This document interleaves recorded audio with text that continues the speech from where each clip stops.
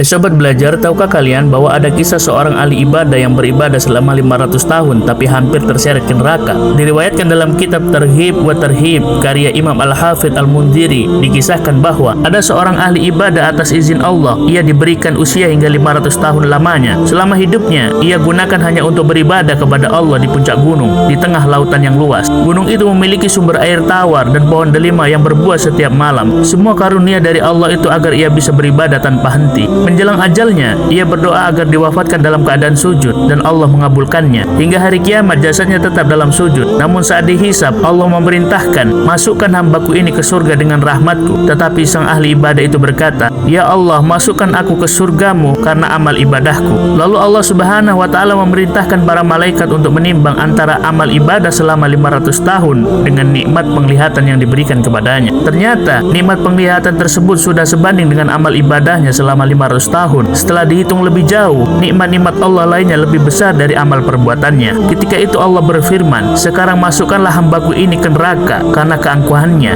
Kemudian ia diseret ke dalam neraka. Seketika itu sang abid pun bergegas memohon rahmat Allah agar diizinkan masuk ke dalam surganya. Kemudian sang ahli ibadah itu ditanya, wahai hambaku, siapakah yang menciptakanmu ketika kamu belum menjadi apa-apa? Sang ahli ibadah itu menjawab, engkau wahai Tuhanku. Siapakah yang memberikan kekuatan kepadamu sehingga kamu mampu mengerjakan ibadah selama 500 tahun? Engkau wahai Tuhanku. Sang abid menjawab, itu semua berkat rahmatku, dan hanya dengan rahmatku pula aku memasukkanmu ke dalam surgaku. Kisah ini mengingatkan kita bahwa ibadah adalah jalan untuk mendekatkan rahmatnya, bukan jaminan surga. Semoga kita senantiasa beribadah dengan hati yang penuh kerendahan dan harapan hanya kepada rahmat Allah Subhanahu wa Ta'ala. Wallahu a'lam bishawab.